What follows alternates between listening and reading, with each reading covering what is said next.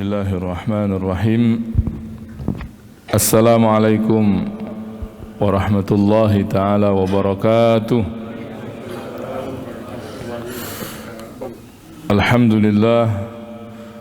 Alhamdulillahi rabbil alamin.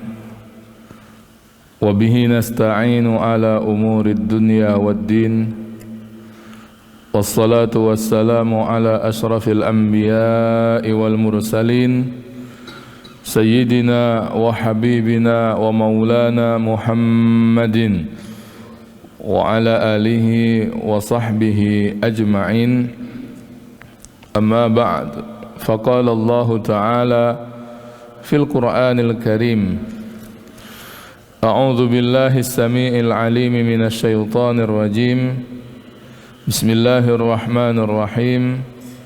Laqad kana lakum fi Rasulillahi uswatun hasanah liman kana yarjullaha wal yawmal akhir wa dzakarallaha katsira. Shadaqallahul azim. Wa nahnu ala hadhihi al-ayatil karimati insyaallahu minasy syahidin wasyakirin walhamdulillahi rabbil alamin. Para jamaah yang dimuliakan Allah Subhanahu wa taala, senantiasa kita mengawali dengan ungkapan kesyukuran kepada Allah Jalla Jalaluhu atas nikmat yang terus dan selalu Allah berikan kepada kita semua, wabil khusus nikmat untuk dekat dengan Allah Subhanahu wa taala.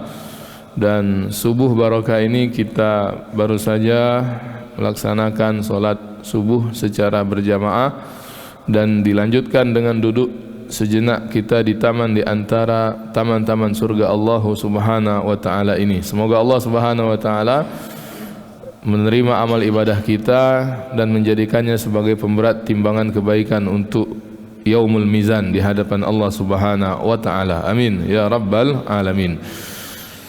Salawat dan salam disampaikan pada baginda Rasulullah sallallahu alaihi wasallam, Nabi yang kita mencintai dan beliau mencintai kita, Nabi yang kita rindui dan beliau pun merindui kita semua. Kita berdoa dan berharap semoga Allah Subhanahu wa taala menjadikan cinta, rindu, salawat yang kita senandungkan di kehidupan dunia menjadi sebab di antara asbab untuk digolongkan kita masuk dalam barisan orang-orang yang oleh Allah diberikan syafaat Rasulullah sallallahu alaihi wa alihi wasallam.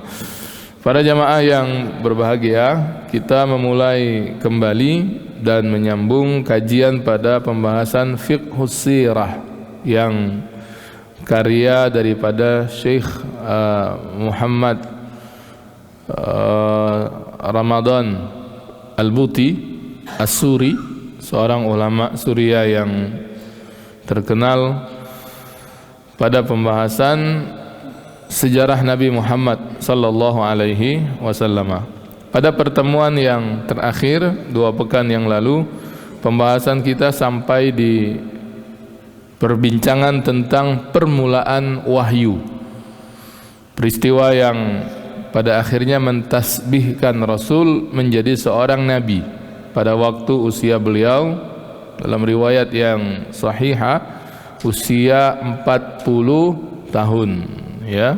Diawali terlebih dahulu dengan peristiwa-peristiwa yang dialami Rasul, termasuk diantaranya adalah naiknya beliau ke Jabal Nur yang di sana nanti ada Gharu Hira, ada gua Hira, dan Rasul berdiam di situ, bertahanus, beribadah, bertafakkur, lalu kemudian meminta petunjuk Allah, uzlah.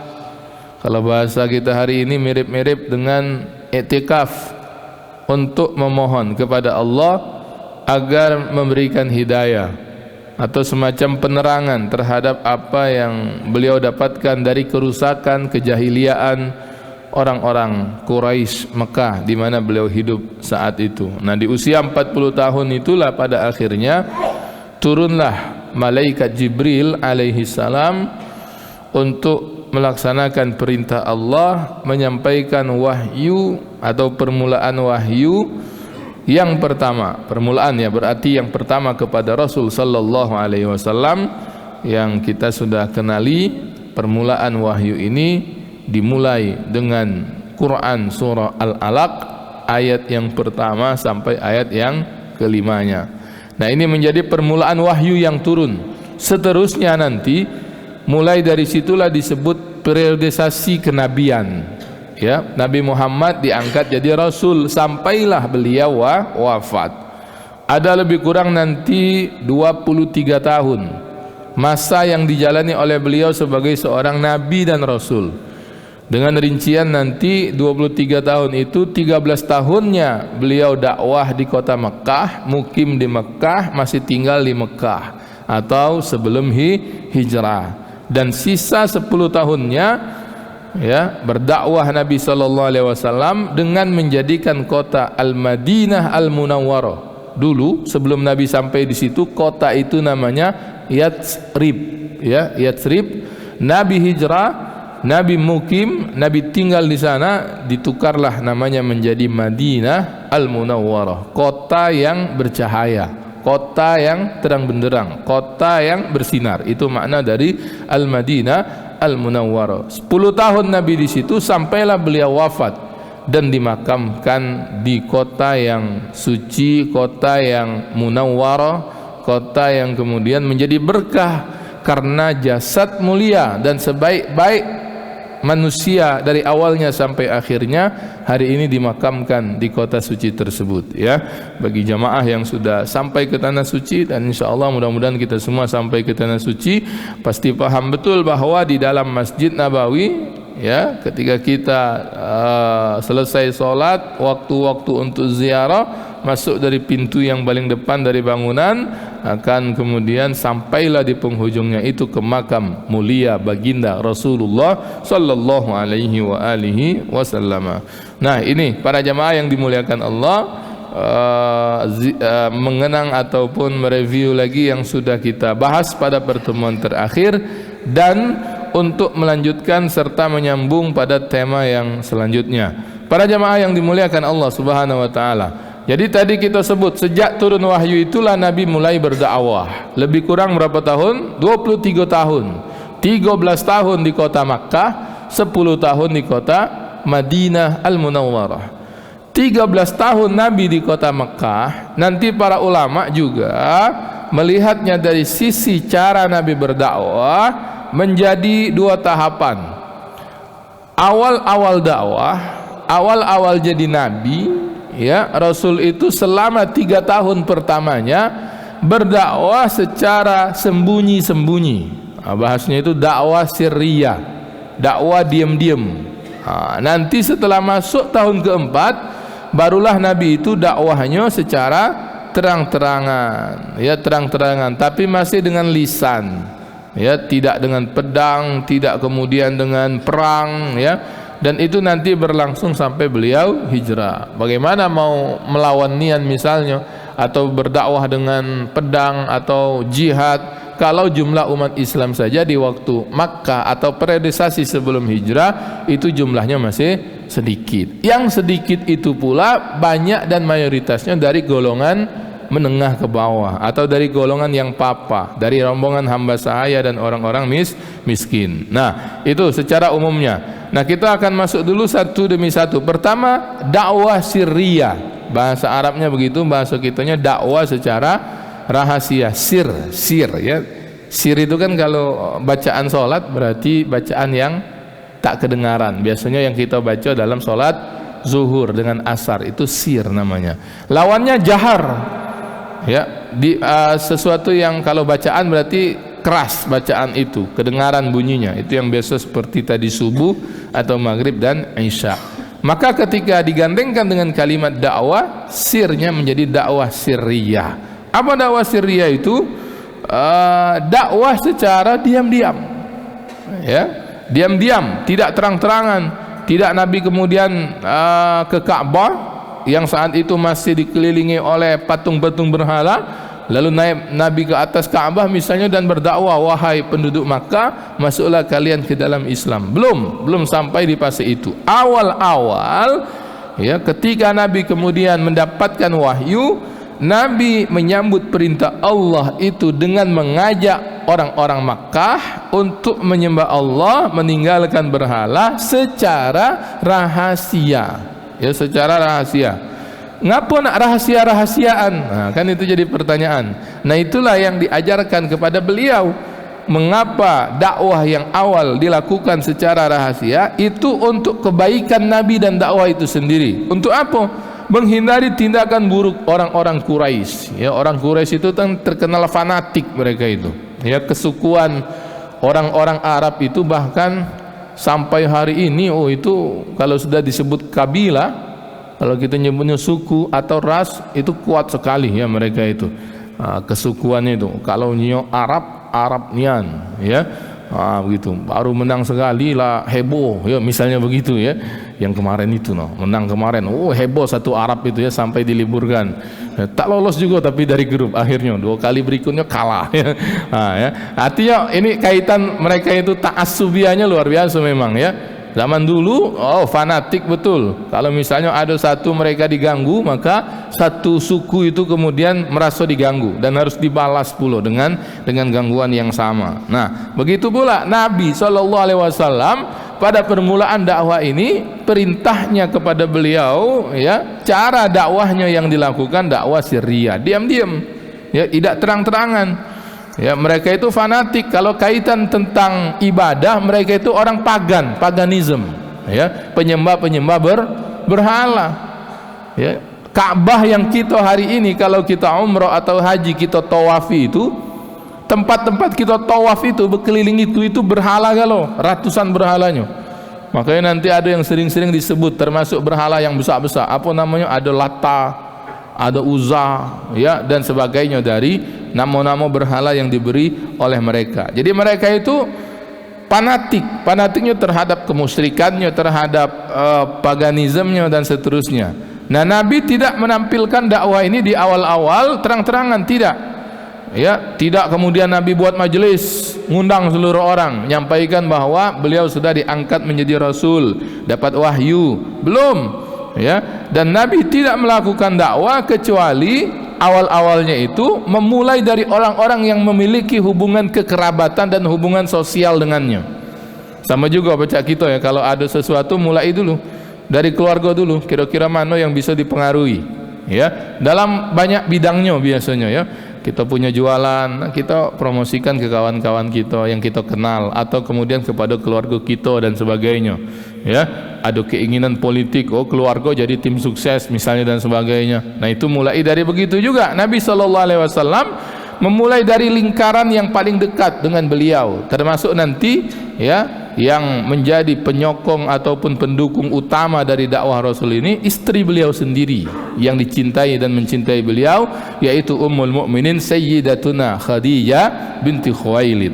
Kan bukan orang lain itu, kawan setidukan. Nah, didakwahi dulu oleh Nabi sallallahu alaihi wasallam. Baru nanti kemudian misalnya saat Nabi itu usia 40-an, ada nanti namanya sahabat itu Ali bin Abi Thalib, masih budak-budak itu ya, kemungkinan belum balik kalau melihat sirahnya itu, usianya ketika Nabi SAW diangkat menjadi Rasul, dia masih kecil nian, Ali bin Abi Thalib. Nanti juga ada Zaid bin Harisah. Ini nama ini istimewa ya, kalau mengaji sirah sahabat Zaid bin Harisah inilah yang nama sahabat satu-satunya, kan sahabat banyak, sahabat yang satu-satunya namanya disebut di dalam Al-Quran Zaid bin Harisah ini. Falamma qada Zaidun, ada nyebut tentang Zaid di situ Zaid bin Harisah. Ngapa sampai disebut namanya terang benderang dalam Quran? Karena ada kisah nanti yang mengiringi tentang si Zaid bin Harisah tersebut, yang dulu sebelum dikembalikan kepada Zaid bin Harisah nama bapaknya, dia ini dikenali di tengah-tengah penduduk Makkah sebagai Zaid bin Muhammad, ya, jadi anak angkatnya Nabi sallallahu alaihi wasallam, juga pernah menjadi hamba sahaya Nabi. Lalu nanti ada Abu Bakar As-Siddiq. Orang-orang ini yang memang ditandai as-sabiqunal awwalun, orang-orang yang pertama memeluk dan mengikuti dakwah Nabi sallallahu alaihi wasallam. Abu Bakar ini pada akhirnya menjadi sosok yang istimewa. Dari segi usia dia mirip dengan Nabi, seumuran dengan Nabi atau tua Nabi beberapa tahun, tetapi dari segi perjalanan hidup nantinya dialah yang banyak menemani Rasul sallallahu alaihi wasallam, termasuk dalam peristiwa yang paling menegangkan, termasuk diantaranya bahkan disebut dalam Al-Quran itu ketika Sayyiduna Abu Bakar As-Siddiq menemani Rasulullah hijrah dari Mekah ke kota Madinah. Nanti ada lagi Utsman ibnu Affan. Ini kan nama sahabat-sahabat besar semua. Maksud sahabat besar itu lingkup terdekat Rasul sallallahu alaihi wasallam dan penyokong dakwahnya. Bahkan beberapanya nanti yang orang-orang tersebut dikuatkan lagi hubungannya dengan Nabi SAW dengan hubungan kekerabatan. Ya, Abu Bakar As-Siddiq itu selain sahabat mulia Rasul, dia juga dalam waktu yang sama pada akhirnya nanti adalah mertua Nabi SAW, Abu Bakar As-Siddiq. Mengapa? Karena Nabi menikahi salah satu dari istri beliau itu anak daripada Abu Bakar As-Siddiq. Siapa? Aisyah binti Abu Bakar. Ya, lihat nanti semua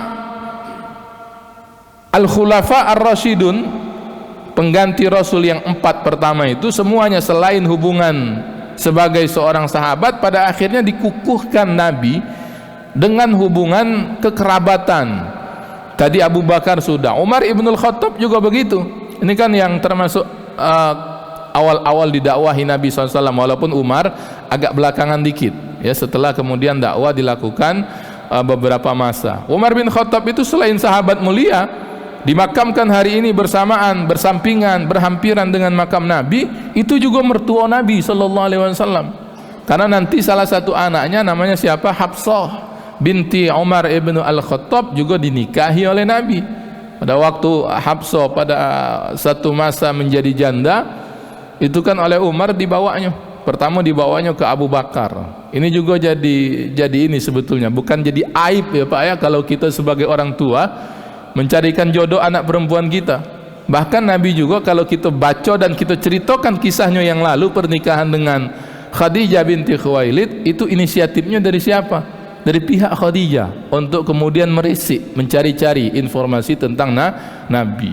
Sama juga Hafsah yang saat itu menjanda, oleh bapaknya ditawarkan ke Abu Bakar.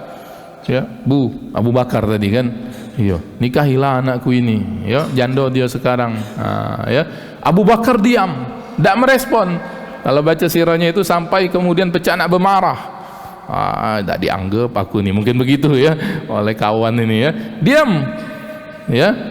Tapi nanti baru ketahuan mengapa sampai Sayyidina Abu Bakar Siddiq diam. Karena setelah dibawa kepada Sayyidina Abu Bakar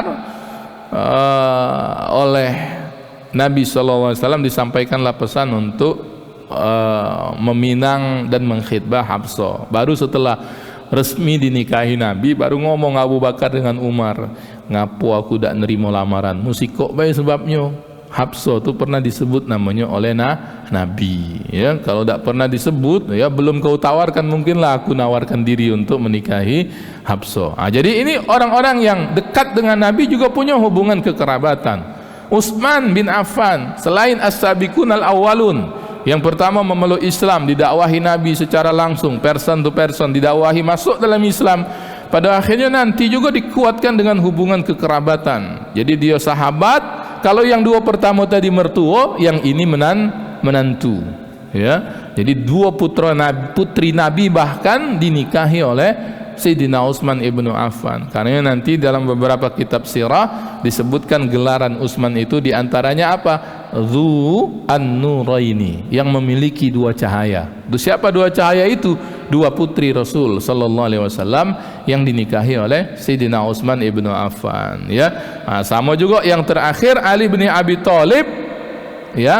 Selain bahwa dia sendiri adalah sepupu Nabi itu ya, Ali bin Abi Thalib bin Abdul Muttalib, Nabi Muhammad bin Abdullah bin Abdul Muttalib, sepupu Nabi itu, sejajar dengan Nabi walaupun usianya jauh di bawah Nabi sallallahu alaihi wasallam ya. Kategorinya macam dengan anak. Karena itu nanti lah ada hubungan misan, lah sepupu, dikuatkan lagi dengan Nabi, diambilnya oleh Nabi SAW itu Ali bin Abi Thalib sebagai menantu. Ya kan, dinikahkan pada waktunya dengan putri yang paling terkenal dari putri-putri Nabi karena hidupnya panjang, ya, meninggal setelah Rasul wafat. Siapa dia? Sayyidatuna Fatimah Zahra binti Rasulillah sallallahu alaihi wasallam. Nanti dari jalur sinilah lahirlah zuriat ahlul bait Rasulullah sallallahu alaihi wasallam, ya, yang hari ini kita kenali sebagai para habaib, ya, atau sayyid atau syarif dan syarifah dan seterusnya. Nah, inilah orang-orang inilah yang kemudian menerima dakwah Nabi sallallahu alaihi wasallam di awal-awal beliau mendapatkan wahyu. Ya, nanti ada sosok yang cukup terkenal juga di awal-awal, termasuk as-sabiqunal awwalun seperti Sa'ad bin Abi Waqqas, ya, atau juga yang cukup famous karena nanti dia ini terkenal sebagai saudagar yang kaya raya. Siapa? Abdurrahman bin Auf, ya. Ini kalau bincang yang satu ini, sosok ini memang di mana dia diletak pasti nak berjualan tulah. Kan nanti ada kisahnya ketika dia hijrah di Madinah, sampai di Madinah tak bawa apa-apa. Nanti ketika ditawarkan sesuatu yang kalau kita di posisinya kita menerimanya, tapi oleh Abdurrahman bin Auf ditolak dengan halus, ya. Dari kenikmatan dunia itu dia cuma minta tunjukkan, dullani ala suq, katanya. Ini kan karakter pedagang nian atau peniaga atau usahawan. Ketika sampai di Madinah tak bawa bekal apa-apa, cuman ada badan yang melekat di badan, baju dan sebagainya. Hartanya ditinggalkan di Mekah, sampai di Madinah dia cuma tunjukkan, cuma minta tolong tunjukkan aku di mana letaknya pasar. Ya, kamulah bertanya di mana letaknya pasar, tidak ada tujuan kecuali nak berjualan. Itu Abdurrahman bin Auf, kaya raya ini nanti, ya. Saya pernah baca sirah beliau itu, waktu meninggal itu memberikan warisan 30.000 dinar kepada masing-masing istrinya. 30.000 dinar. Dinar itu yang kalau zaman dulu itu kan, ya, yang jadi mata uang, bukan dinar fiat money negeri mana yang pakai dinar itu, ya, tapi dinar yang emas 4,25 gram itu. Kalikanlah berapa, ya, satu dinar itu kali 30.000 dinar itu untuk satu istrinya, berarti keseluruhan istrinya. Karena biasanya sahabat itu tidak pernah pak kuotanya kurang dari 4, full terus, ada mati lagi nambah lagi, sehingga kemudian istri beliau itu kalau ditotalkan waktu dia meninggal mendapatkan 120.000 dinar dari harta warisan. Dan istri itu kalau yang meninggal ada anak, dan Abdurrahman banyak anaknya karena emaknya banyak, ya, itu dapat 1/8 cuman. Jadi 120.000 dinar itu kalikan lagi 7, kalikan lagi 8, itulah harta warisan yang ditinggalkan oleh Abdurrahman bin Auf, ya. Kalau pakai kalkulator yang ada di HP, nolak dia, udah ketik lagi nolnya, balik lagi ke angka yang itu, ya, saking banyaknya itu. Nah, ini Abdurrahman bin Auf, sosok yang nanti juga banyak mendukung dakwah Nabi sallallahu alaihi wasallam. Nah, nama-nama yang kita sebutkan ini itu didakwahi Nabi rahasia, diam-diam, ditemui sikok-sikok, didatangi. Macam kita juga kan di prospek. Ini kalau didatangi pecahnya nerimo, datangi, ya. Aku punya barang misalnya, berjualan tadi, ya. Ada barang, ada produk. Ya, mulai dulu dari kawan-kawan yang kita kenal kan. Kawan ini caknya belum ada caknya. Jadi downline aku baik, misalnya bagi yang bisnis yang punya jaringan dan sebagainya. Nah, macam dakwah juga Nabi lihat, ini patut untuk dicoba, didakwahi oleh Nabi SAW, didatangi langsung, diajai. Sama juga misalnya kita namanya dakwah ini juga nanti punya istilah sendiri, namanya dakwah fardiyah, ya, dakwah personal, langsung didatangi. Misalnya kita nak buat majelis terbatas, orang 10 misalnya, siapalah nak jadi anggota orang 10 ni, dicarilah dari lingkup yang terdekat dulu, nanti ditanyai, galak tak ngaji, kita ngaji apa? Yang ngaji kagak sesat, misal begitu, ya. Dah, ini ngaji Quran, ngaji hadis, ya, belajar zikir, belajar doa. Didakwai mah itu. Sudah kalau mah itu lurus caknya, insyaallah ahlus sunnah wal jamaah, galak aku, payu dapat siko, kagak bercarian dulu. Nah, begitu, ya. Nabi datangi Abu Bakar, disampaikan aku dapat wahyu, ya, aku jadi nabi, ya, didakwahi begitu. Ini kan kalau misalnya langsung disampaikan terang-terangan, bahaya untuk dakwah, bahaya untuk risalah, bahaya untuk Nabi SAW sendiri. Makanya metode yang pertama diawali oleh beliau itu dengan rahasia. Dan ini termasuk dakwah yang mengena, ya. Kita kalau misalnya ceramah begini, ini wong ni lah baik galau ini, yang lah rajin subuh galau, ya. Cak mana ngajak yang belum subuh itu, dia majelis ini tak dengar, ya. Maka kemudian harus ada yang memainkan dakwah personal ini, dakwah fardiyah ini. Jemput bola istilahnya, datang ke rumah-rumah diketuki. Ya, itulah yang dilakukan oleh sebagian rekan-rekan kita, ya, dari jamaah tabligh misalnya, yang kemudian datang ke rumah-rumah, ya, datang ke tempat-tempat, atau siapa saja sebetulnya kita pun bisa dakwah fardiyah. Kita punya kawan di komunitas, kebetulan punya komunitas mancing misalnya, ya. Hobi mancing galau wong di komunitas itu, makanya namanya komunitas mancing. Pergi sama-sama mancing, sambil mancing itu kan, mancing itu aktivitas yang apa nyebutnya itu, ya, macam aktivitas tapi cak ada kate gunung. Jadi sudah melepas umpan, nah nunggu, ya, nunggu ikan megut. Nah itu kalau disampaikan dakwah di situ, kalau misalnya ini kawan kita kan di samping misalnya, sambil nunggu ikan tuh megut, dakwah. Cak mana? Salat mulai terjaga belum? Itu dakwah fardiyah namanya, ya. Diajaki kemudian, payo kita datang majelis, ya, ke masjid kita ada pengajian dan sebagainya. Nah itu dakwah fardiyah, biasanya lebih mengena, ya, lebih mengena. Sesama pendukung tim bola misalnya, ya, janjian, payo kita nobar nonton bareng. Sambil nonton itu, ya, ada sela-selanya masuk ke omongan, ya. Atau misalnya ngajak makan. Kalau ngajak makan ini juga lemak, ya. Maksudnya lemak tu mudah kita untuk nyeramai uang. Paling tak uang tu denger. Nah, denger. Nerimo tak nerimo urusan belakangan, karena dia diajak makan tadi itu, ya. Itu di antara metode saya dulu begitu. Payo kita ngaji sama kakak kelas kami dulu tuh. Diajaknya makan di restoran di Mesir itu. Ayo ngapu aku dewe yang diajak ini, rupanya sambil makan tuh dia ngajak pengajian. Ini dia kena beliau ini, ya. Iya, akhirnya kita dengar, kita nyimak, iya, lah ditraktir dia, ya. Iya, pada akhirnya memang tertarik karena memang yang diajak dan disampaikan itu perkara yang baik juga. Nah Nabi SAW begitu, didatangi Abu Bakar As-Siddiq, rumahnya diketuk, ya, dimasuki, disampaikan. Nah, Nabi kemudian memberikan ini, ada wahyu, aku diangkat jadi Nabi. Satu demi satu didatangi oleh Nabi SAW. Nantilah terkumpul ini, baru Nabi buat janjian.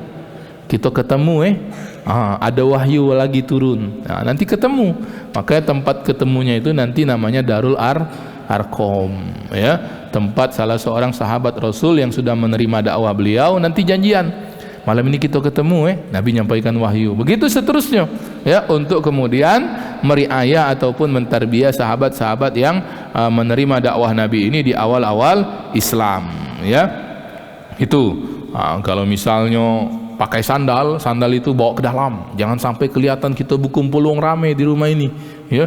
Jadi sandal pun bawa ke dalam, diam-diam, seolah-olah tak terjadi apa-apa, padahal di dalam itu Nabi sedang majelis dengan sahabat-sahabat yang baru menerima Islam. Nah ini, ya. Nah saat ketika orang-orang yang menganut Islam itu lebih dari 30-an, seperti yang dikatakan oleh Syekh Ramadan Al-Buti ini, dari pihak laki-laki dan perempuannya, itu tadi yang saya katakan, Rasul akhirnya memilih rumah salah seorang sahabat dari mereka, yaitu namanya Al-Arqam bin Abil Arqam. Makanya kemudian disebut Darul Arqam. Dar itu rumah, Arqam itu nama sahabat, ya. Ini dulu pernah jadi salah satu nama komunitas, ya, kalau tidak salah di Malaysia, Darul Arqam, ya. Sempat dilarang, tapi larangan itu bukan sesuatu yang menyimpang dalam artian akidah yang tersesat, ya, tapi ada aspek yang lain. Dan komunitas ini besar, ya. Hari ini masih ada walaupun tidak lagi menamainya dengan Darul Arqam. Jadi itu tempat pertama untuk mengadakan pembinaan, ngajari, nyampai ke wahyu. Kalau datangi sikok-sikok lagi kan perlu waktu, amalah banyaklah 30-an itu. Tapi dakwahnya masih diam-diam, ya. Tinggal nanti Nabi dikasih tahulah kepada sahabat-sahabat itu, tiap waktu ini kita ngumpul di mana? Rumah Arqam. Makanya disebut Darul Arqam. Lalu kumpul diam-diam tadi, ya. Kalau yang pakai kasut, pakai sepatu, bawa masuk ke dalam. Jangan sampai kelihatan, ya, bahwa di rumah Darul Arqam ini lagi ramai wong berkumpul. Ya, kalau misalnya wong 30 lah kelihatan Pak, aman sendalnya banyak depan rumah, aman tak dibawa ke dalam. Ya, mulai nanti orang Makkah itu curiga bisa. Karena itu betul-betul dijaga ya kerahasiaan dakwah Nabi sallallahu alaihi wasallam ini. Nah, ini. Jadi dakwah pada tahap ini, dakwah sirriyah ini pada akhirnya seperti juga yang disebut oleh Syekh Ramadan Al-Buti itu mencapai hampir sekitar 40 orang. Laki-laki dengan perempuannya. 3 tahun itu berarti ya. Bisa disebut banyak kalau dari sisi misalnya dibandingkan dengan dakwah Nabi Nuh misalnya ya, tapi bisa disebut sedikit ya kalau misalnya dilihat dari jumlah orang-orang Quraisy atau orang-orang yang disampaikan dakwahnya di saat tersebut. Nah, ini tahap awal ya, tahap awal, dan nanti orang-orang inilah yang disebut sebagai as-sabiqun al-awwalun. As-sabiqun, orang-orang yang mendahului, al-awwalun, orang-orang yang pertama. Ya, founding father lah begitu atau apa sajalah grup-grup yang pertama, dan ini orang-orang yang mulia. Al-fadlu lil mubtadi walau ahsanal muqtadi, begitu dalam kaidah Arab dikatakan ya. Keutamaan itu untuk para pengasasnya, untuk kelompok-kelompok yang awalnya, walaupun nanti yang belakangan datang dengan sesuatu yang lebih baik. Sama juga misalnya ya, panitia-panitia, ketua-ketuanya, pengurus-pengurusnya yang kemudian mengasaskan renovasi masjid kita ini ya, itu nanti akan dikenang terus. Oh, renovasi itu di zaman beliau, oh ini kemudian zaman beliau. Sama juga kalau orang bina pesantren, muassisnya itu akan dikenang, siapa yang membangunnya itu akan dikenang, walaupun nanti ada keturunan, ada anak yang menjadi mudir ya, dan diganti setiap kali periodik, nama pendirinya itu yang akan selalu dikenang. Itu namanya al-fadlu lil mubtadi, keutamaan untuk orang yang memulai, orang yang mengasaskan, walau ahsanal muqtadi, walaupun orang yang belakangan nanti itu lebih baik daripada yang awal. Nah, ini para jamaah yang dimuliakan Allah Subhanahu wa taala. Nah, beberapa ibrah yang bisa kita ambil. Ibrah ya, hikmah. Tentu ini sangat subjektif. Kalau masalah hikmah itu kita bisa juga menangkap hikmah yang lain ya, namanya hikmah. Nah, itu Ustaz saya melihatnya begini, ini nampaknya rahasianya ini. Boleh selagi kemudian ada korelasinya atau munasabatnya. Pertama, ibrah yang bisa kita petik sebab sirriyah pada permulaan dakwah Nabi sallallahu alaihi wasallam. Ya, kita tadi sebutkan, tak diragukan lagi bahwa kerahasiaan dakwah Nabi selama bertahun-tahun itu, 3 tahun pertama lah itu kita sebut, bukan karena Nabi khawatir misalnya terhadap diri beliau. Sebetulnya bukan itu, walaupun tadi kita juga singgung sedikit tentang bahayanya kalau langsung ngajak uang terang-terangan kepada Islam. Sebab nanti ya, ketika beliau dibebani dakwah dan diturunkan kepada firman Allah, ya ayyuhal muzammil qum fa'anzir ya, wa thiyabaka qum fa'anzir, lalu kemudian diberikan ayat tersebut sebagai permulaan untuk mengajak orang-orang secara terang-terangan kepada Islam. Nabi lalu kemudian bangkit langsung ya, tidak kemudian nah kaget mak mano ya, ketika turun ayat itu langsung beliau itu suratul istijabah, langsung kemudian menjawab seruan Allah Subhanahu wa taala tersebut, bahwa beliau yakin Allah ini ngutus aku dan Allah pasti akan menjagaku dari gangguan manusia. Jadi periode itu memang bahagian dari ketetapan Allah lah ya. Kenapa kemudian Allah turunkan setelah sekian tahun ayat dalam surah Al-Muzammil, dalam surah Al-Mudaththir ya, itu semua kemudian untuk menetapkan itulah ketetapannya Allah Subhanahu wa taala ya. Nah, ini para jamaah yang dimuliakan Allah. Artinya apa? Kata Syekh Ramadan Al-Buti, kalau Allah memerintahkan Nabi untuk dakwah terang-terangan dari awalnya sejak hari pertama, itu niscaya oleh Rasul akan dibuat oleh beliau. Ya, akan dibuat oleh beliau, tidak akan mengulurnya sedetik pun ya.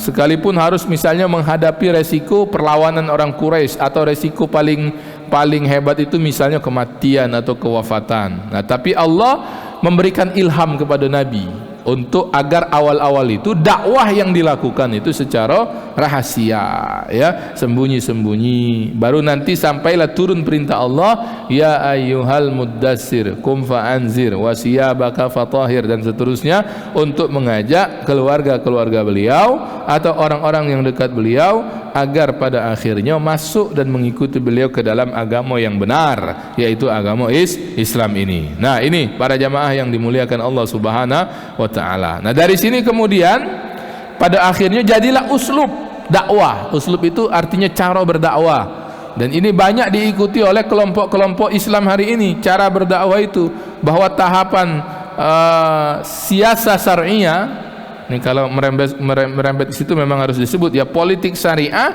darinya sebagai imam, ya, bukan termasuk tugas-tugasnya tabligh dari Allah sebagai nabi. Nah, ya, karena itu bisa kita lihat, ya, luasnya dakwah itu sangat dipengaruhi oleh pengetahuan orang tersebut terhadap uslub cara berdakwah. Wong ini kalau diajak terang-terangan tidak baca, datang inian personal dia ini, kebetulan tokoh misalnya, ya, agak gengsian, tidak baca dia disampaikan kebaikan itu di hadapan orang ramai, nak face to face, datangi kalau misalnya diperlukan dakwah fardiyah, ya. Orang-orang yang kemudian punya gerbong di belakangnya itu kalau kemudian didakwahi sebagai fardiyah dengan dakwah fardiyah, itu bisa jadi nanti satu gerbong akan melok, ya. Sama macam kita dakwah hari ini misalnya seperti yang Ustadz Fadlan, ya, dai yang dari Papua itu kan, ya, beliau sering bercerita dalam momen-momen ketika memberikan ceramahnya itu, kalau nak dakwah di Papua itu dakwahi dulu palak sukunya,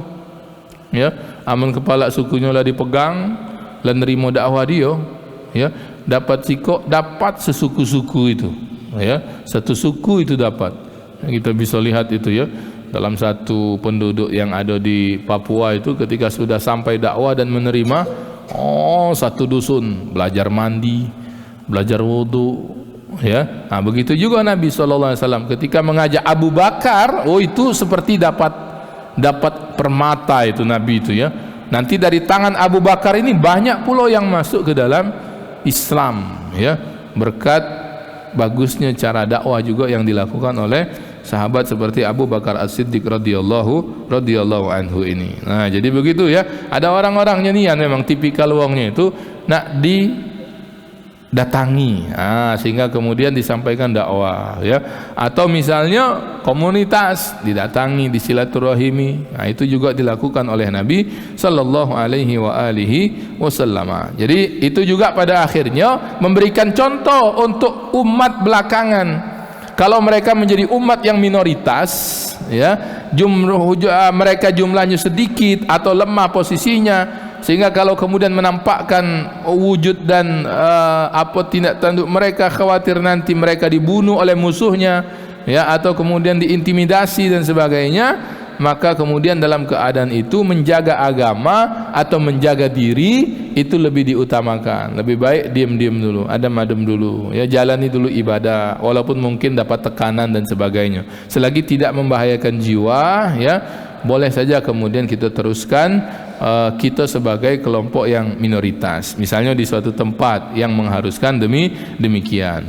Yang berikutnya ibrahnya, kita jadi tahu sosok-sosok yang tadi kita sebut-sebut, ya, orang-orang yang pertama masuk Islam dan hikmahnya, ya, bahwa nanti kita akan lihat yang menerima dakwah Nabi itu rato-ratonya kan tadi sekitar 40-an kalau di total untuk yang menerima Islam pada periode dakwah Syria itu kalau dilihat hanya beberapanya yang orang terpandang, orang berduit, lebih banyaknya fakir, miskin, dan hamba sahaya, budak. Nah, ini kan kemudian apa hikmahnya ini?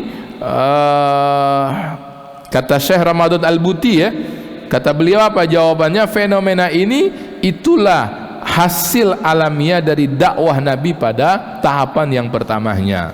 Nah, ini tidakkah misalnya kalian perhatikan bagaimana Nabi Nuh alaihi salam mengejeknya, ya, kaum Nabi Nuh mengejek Nabi Nuh karena orang-orang yang mengikuti Nabi Nuh juga sama pecah Nabi, wong-wong yang lemah.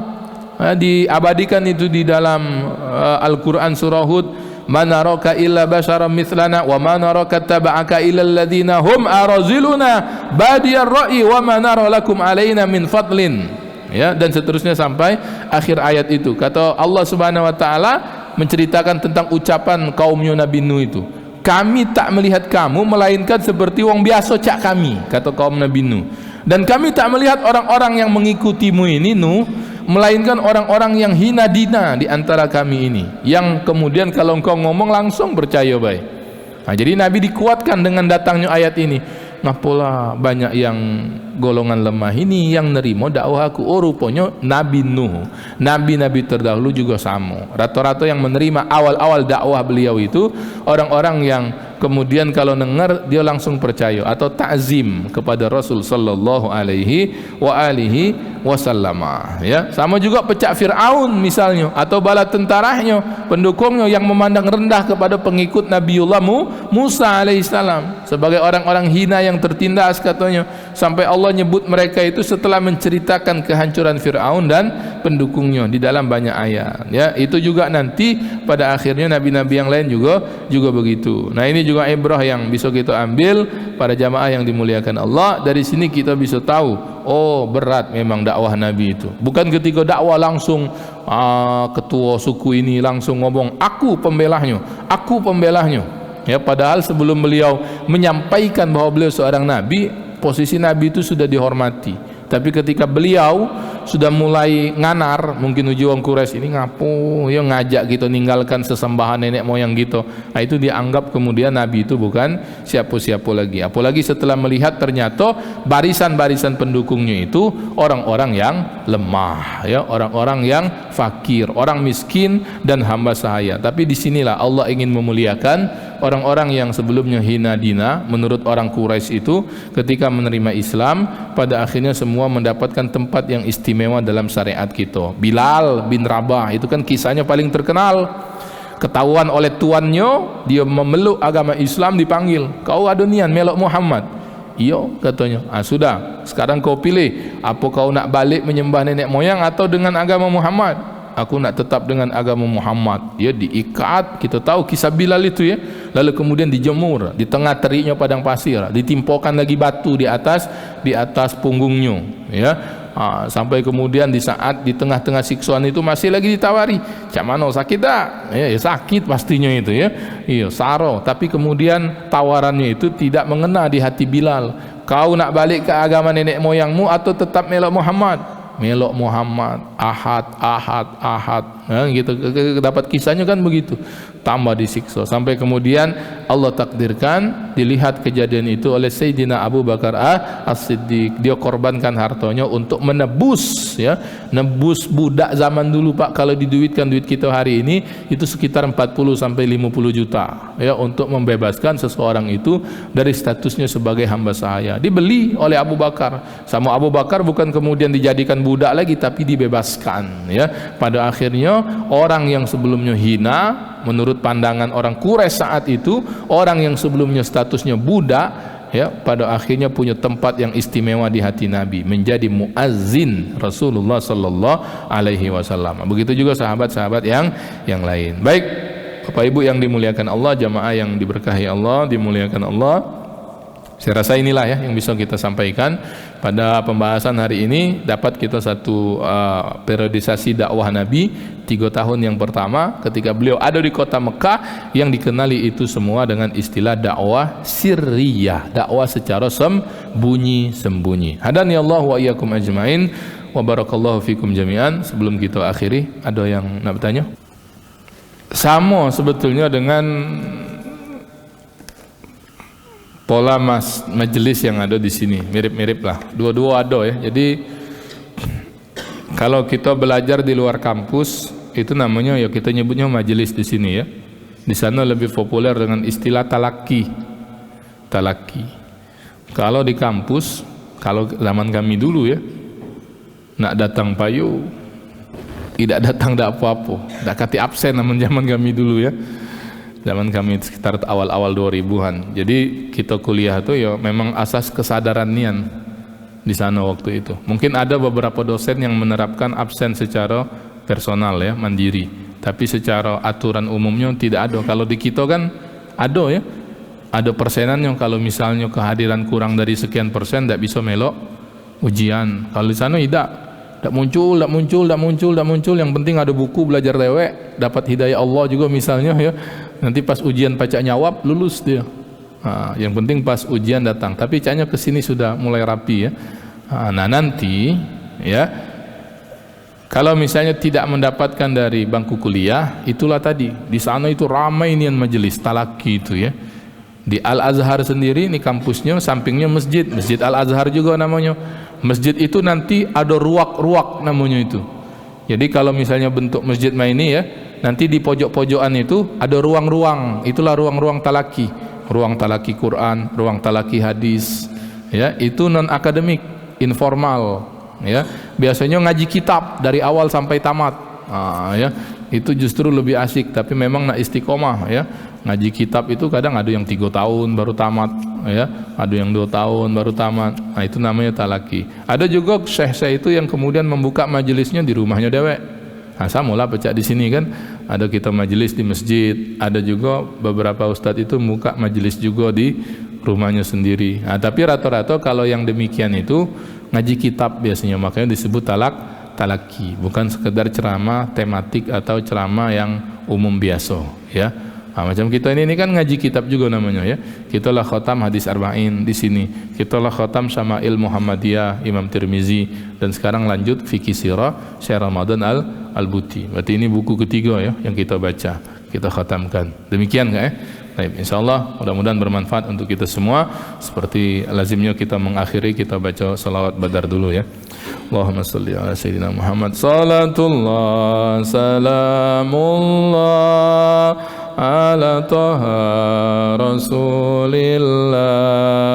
Salatullah salamullah ala yasin habibillah. Salatullah salamullah ala taha rasulillah. Salatullah salamullah ala yasin habibillah. Tawassalna bi bismillah wa bil hadi rasulillah. Tawassalna bi bismillah wa bil hadi rasulillah. Wa kulli mujahidin lillah bi ahlil badri ya Allah. Allahumma salli wa sallim wa barik alaihi wa ala alihi. Allahumma arzuqna fahman nabiyyin wa hifzal mursalin wa ilhamal malaikatil muqarrabin. Allahumma faqihna fid din wa allimna at-ta'wil ya rabbal alamin ya rabbal alamin. Wasfa' lana ya Allah bi syafaatil habibi Mustafa sallallahu alaihi wasallam yawma nalqaka fiki ya rabbal alamin. Wa subhanakallahumma rabbi wa bihamdik nashhadu an la ilaha illa anta nastaghfiruka Allahumma wa natubu ilaik. Wassalamu alaikum warahmatullahi wabarakatuh.